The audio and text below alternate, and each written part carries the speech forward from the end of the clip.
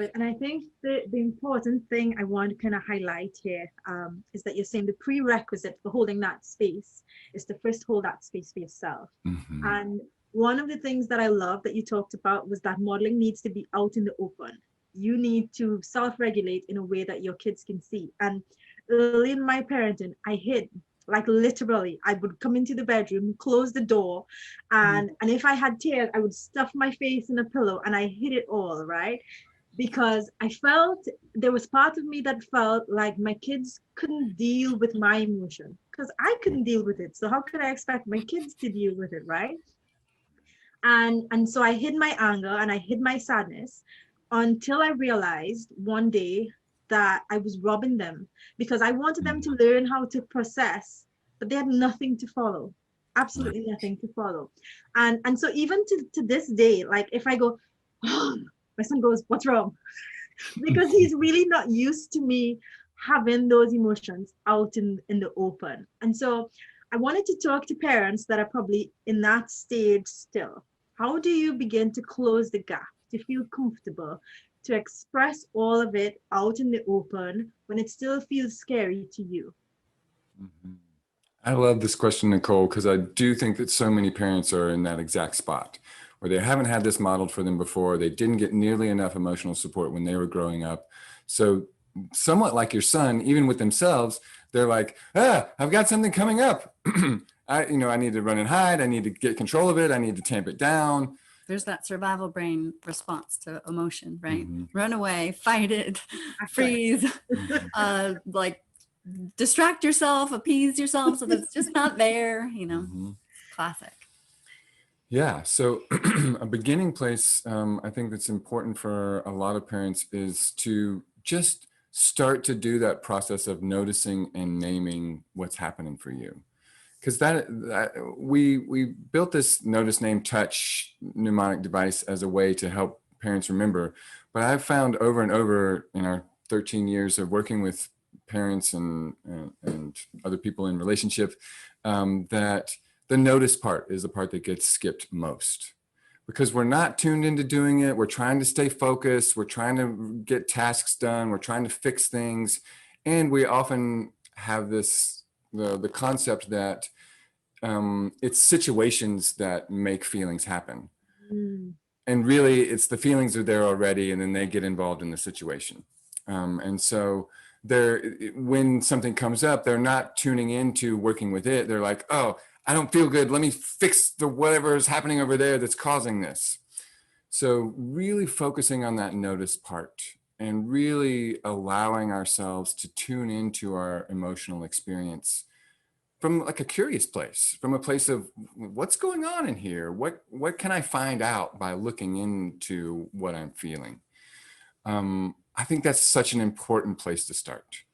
And making that a normal and natural part of your everyday where you're tuning into what your emotional experience is like and you're naming a couple of your own emotions.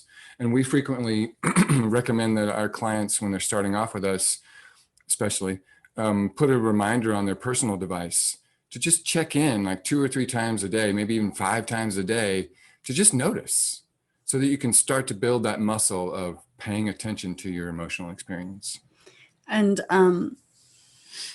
when the reminder goes off on the personal device, look for, like usually the very first emotion that we find is one that we aren't hiding, one that we're not trying to shove away. And so we always say, try to find 3, because the first one is just one you would just toss away, like in casual conversation, like you're not being vulnerable with yourself when you name that one.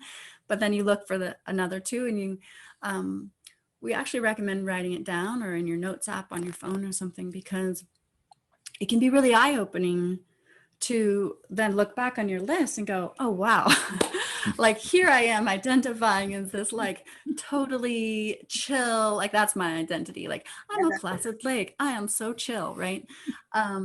Because that was my survival strategy that I really learned so hardcore as a kid. Be stoic, just be like, I'm not bothered by anything.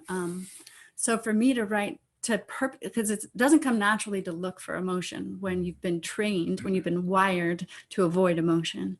So that's why we put these reminders on the personal device, because otherwise you're not going to go looking. You're not going to go looking. And then you do, and you go, oh my gosh, I listed anger 15 times this week. Like, oh man, I'm kind of feisty inside. I didn't realize that. And that's great. That's okay. There's no positive or negative emotions. They just are. And we want to process them, because otherwise we live from our survival brain, which is really uncomfortable. It's not fun. It's not a thriving life. It's not enjoyable. That's a brain state that's meant to keep you safe from a predator for 2 to 3 minutes. It's high calorie, it's high stress, it's cortisol pumping, pumping, pumping. And so to live any portion of your life regularly from that brain state is not cool. It's not fun. It's hard on your body. It's hard to do anything else because it only does those 4 things. It's not doing connection. It's not doing brainstorming. It's not being creative. It's just does those 4: fight, flight, freeze, or repeat.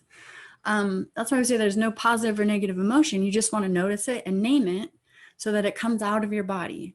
So like, great for me to find out that I'm angry. Like what a treat in a way, because now I can notice it. I can, oh, that's what that is. That's what that feeling is. I can be with it more regularly, and just get comfortable recognizing myself as an emotional being, and that that's normal.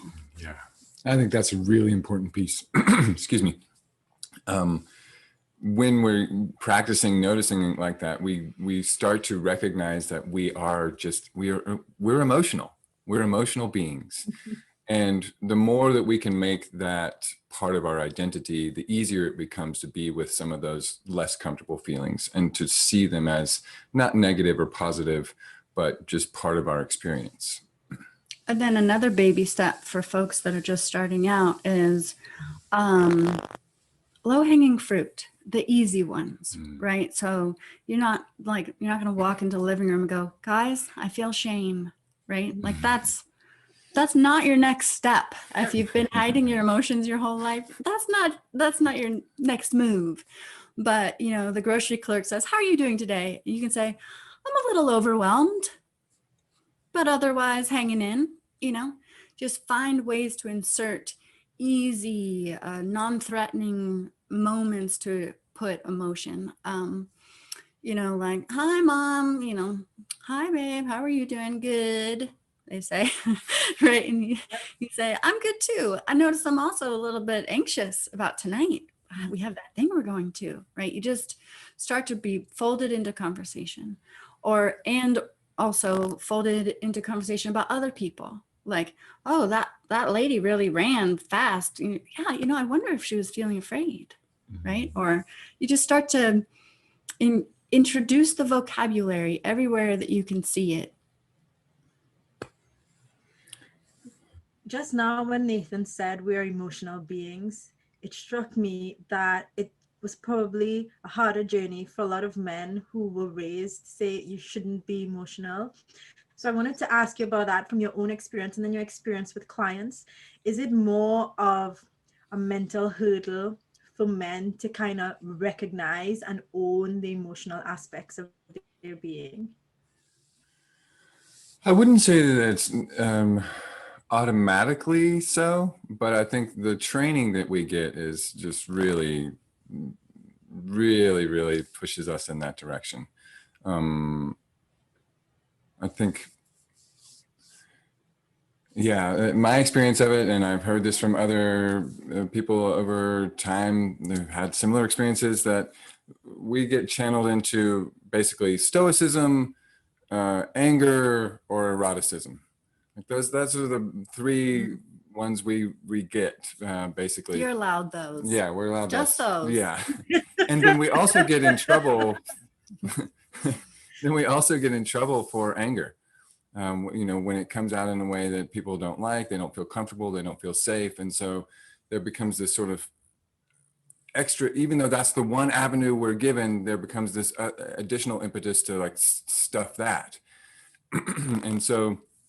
A lot of men that I have interacted with, and I know that I've worked with over the years, it's more like if someone had like bandaged your left hand your whole life, and then like and then you suddenly had the bandage off, like you wouldn't know how to do anything with it. It's like that muscle is not working. Yeah. And so the emotional processing part of a lot of men is atrophied. It's not, actually, I think a really important caveat to that is that our programming is not our destiny, though.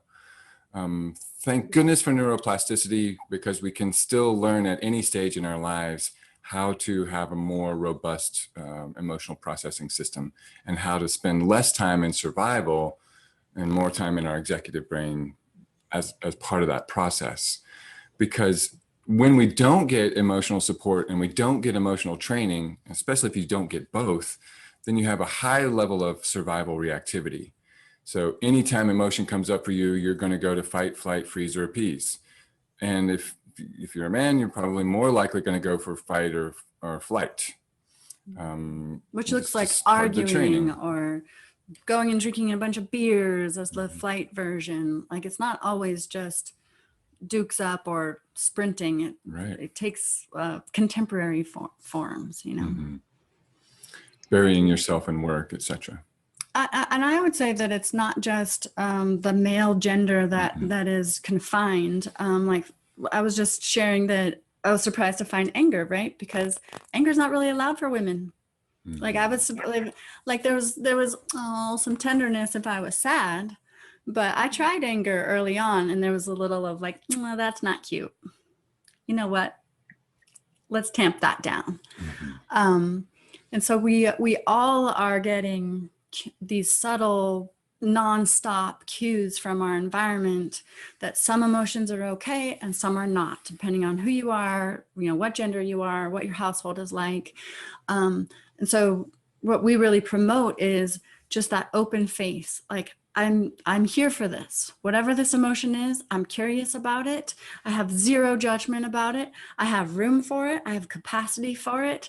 And like, let's look at it together, which is the exact opposite of what most of us got. Mm-hmm. Yeah. Let's talk about how do we share how we feel in a way that retains ownership when it's linked to interaction in the family. So your kid says something, and your feelings were hurt. So how do you express that without saying, you made me feel? Yeah, so I love that question. I know. The most common habit that people form or already have when they start to talk about emotions is, that makes me feel a particular way. And if we had like an air horn every time somebody said it, we'd blow it, because it's just simply not true. What Nathan was saying earlier was that we have this concept around emotion that we're just walking along, then somebody does something and gives us an emotion. And it's just simply not true. And you can prove it to yourself, because on one day you're driving along and somebody is angry because they didn't like your driving maneuver, and you're like, oh, they're having a hard day, right? And you make your turn and you go about your biz. And other days you're like, oh my God, I wasn't doing anything wrong. And you have a big emotional reaction. Same situation, same person, same movements. So it's not true that that driver over there gave me this feeling. I was holding it, and it's this weird thing because there's a real drive actually to release emotion. And so subconsciously we put ourselves in situations that activate the emotion that needs to come out.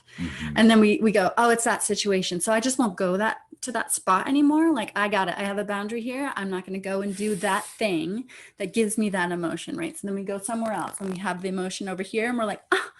And so we end up shutting down all these parts of our life to protect ourselves from the emotion. And then we're at home and we're still having the emotion, even though we've locked everything else out.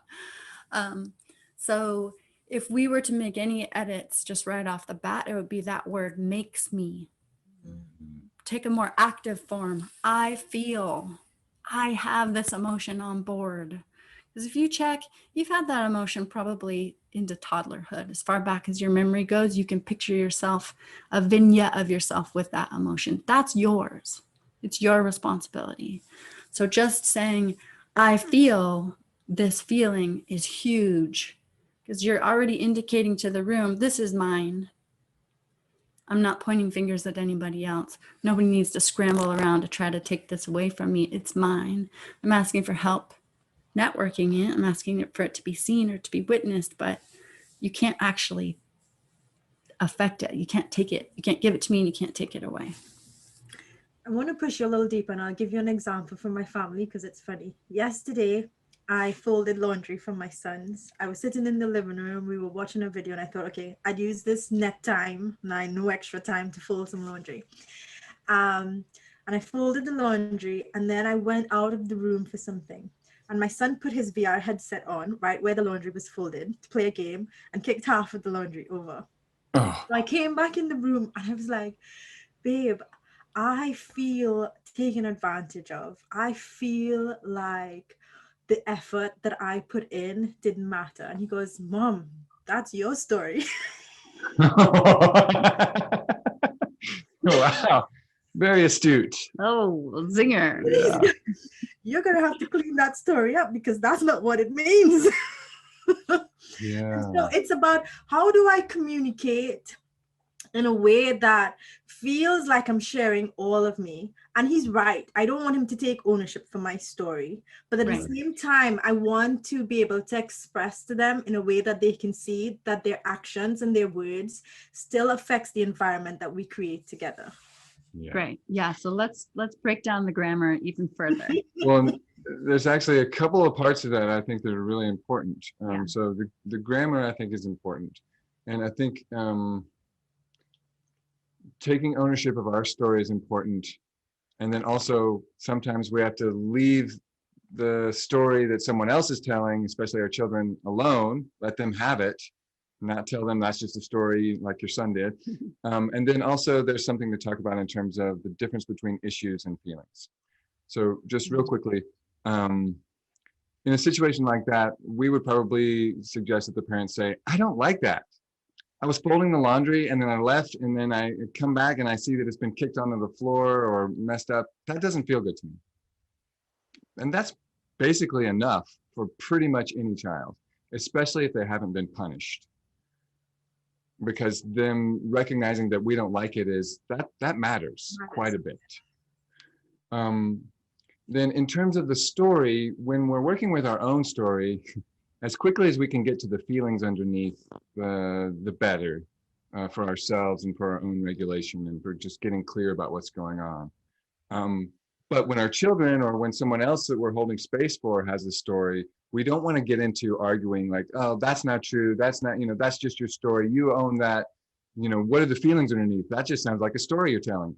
That's not going to, doesn't work. That's not meeting them in their emotional brain. That's trying to speak kind of an executive brain language to their emotional brain. And that will be irritating to them.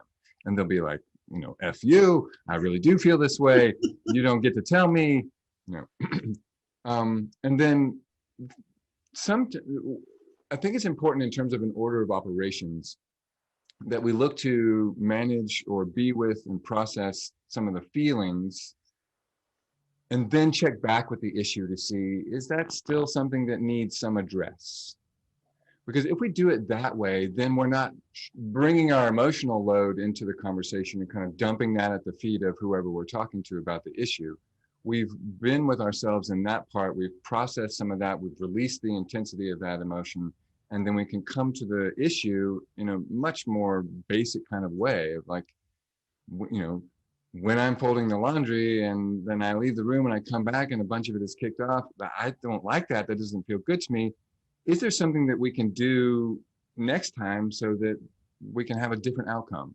Or more specifically, would you be willing to, when you put your VR headset on and I'm folding laundry nearby, to move a little bit away so that we can keep the laundry as it is? And that issue becomes really easy to work with when we're not also trying to manage the emotion that comes up with it at the same time.